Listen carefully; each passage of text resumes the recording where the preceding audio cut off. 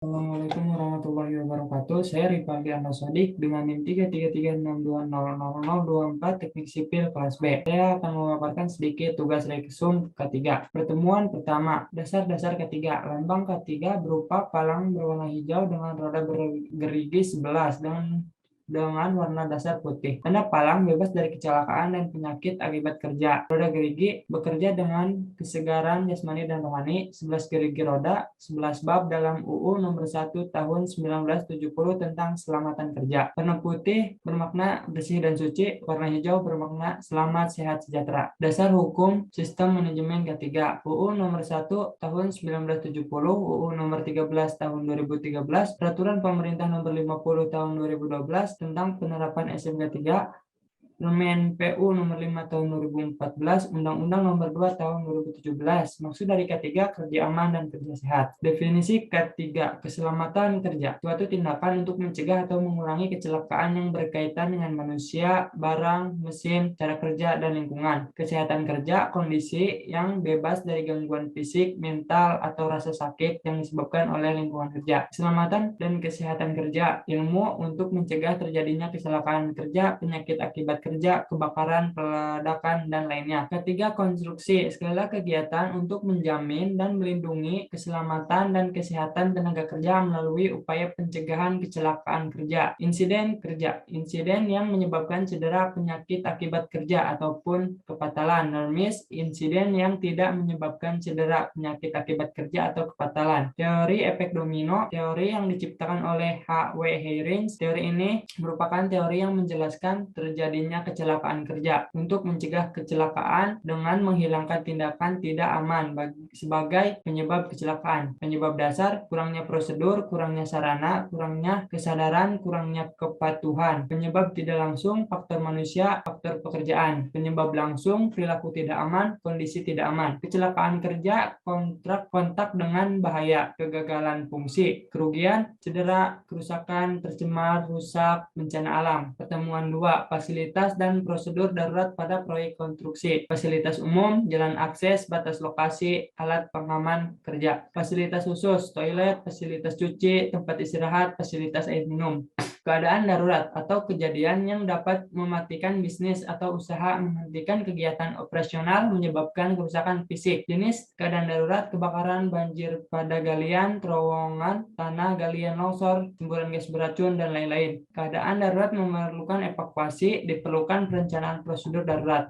Kategori keadaan darurat. Tingkat 1, keadaan darurat mengancam jiwa dengan prosedur yang telah ditetapkan, misal bencana atau kecelakaan kecil. Tingkat 2, keadaan darurat yang tidak dapat ditangani oleh unit tingkat 1, misal kebakaran dan lainnya. Tingkat 3, bencana berskala mayor yang tidak mampu ditangani berdasarkan tingkat 2. Konsekuensi keadaan darurat tingkat 1, perlu program pelatihan. Jika tidak ditangani, bahaya lebih besar. Tingkat 2, terjadi korban jiwa, merusak harta benda, melumpuhkan kinerja institusi, perlu bantuan tambahan dari pemerintah. Tingkat 3, terjadi kerusakan mayor, perlu penanganan tingkat tinggi. Manajemen tanggap darurat, emergency response plan. Perencanaan tanggap darurat, pengujian teknik penyelamatan, penyusunan prosedur keadaan darurat, organisasi tanggap darurat, sarana penyelamatan jiwa, sarana proteksi aktif, pelatihan. Pertolongan pertama dapat menyelamatkan nyawa, mengurangi rasa sakit, dan membantu korban cedera, mempercepat proses penyembuhan. Sediakan kotak P3K, segera hubungi pelayanan kecelakaan. Informasikan kepada seluruh pekerja siapa saja petugas rescue. Pertemuan 3, pedoman praktek K3L pada lokasi pekerjaan konstruksi.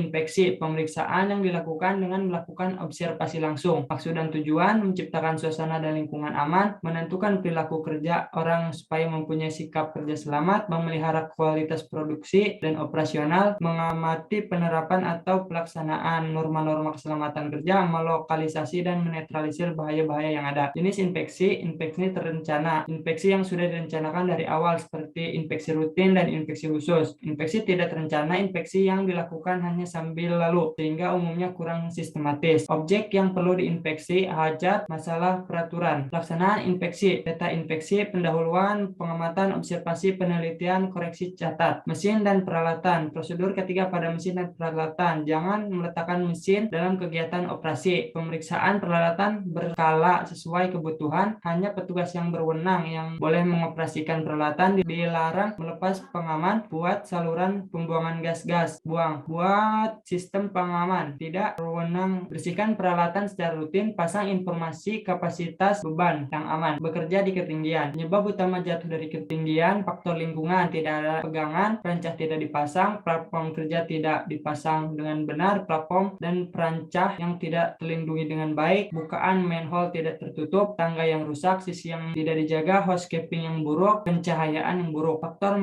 manusia, kurangnya prosedur keselamatan, penilaian risiko, kurangnya penelitian dari pekerja, lupa menggunakan safety harness atau mengaitkan sabuk pengaman, kurangnya safety work procedure. Upaya keselamatan bekerja di ketinggian, gunakan perancah, lakukan cek pada mesin dan peralatan, lakukan peralatan secara rutin, hindari beban yang berlebih, pastikan kedua tangan bebas dari hal lain, hindari memanjat, menyender dan duduk di pagar, pastikan agar safety harness dipasang dengan benar, gunakan safety harness, pastikan tali temali pengikat berada pada panjang yang tepat dengan ketinggian. Pertemuan 4, pedoman praktek K3L pada pekerjaan perancah. Perancah merupakan struktur sementara yang disiapkan untuk akses atau digunakan untuk orang kerja atau digunakan untuk penopang material. Jenis perancah ada berdasarkan jenis dan bentuknya, ada perancah frame, kayu, pipa, tiang lantai, plate, siku penunjang, bergerak, kuda-kuda, persegi, gantung, tumpang sudut, mekanik, perancah dongkrak, pompa. Material utama perancah frame adalah pipa baja. Komponen perancah frame, rangka utama, palang penguat, batang memanjang, lantai kerja, penyambung, pengunci sambungan, sepatu perancah. Material perancah harus cukup untuk mendukung beban dan tekanan suatu proses kerja. Perancah berbahan pipa logam dibuat dari bahan yang baik, cukup kuat menahan beban, pipa lurus, tidak berubah bentuk,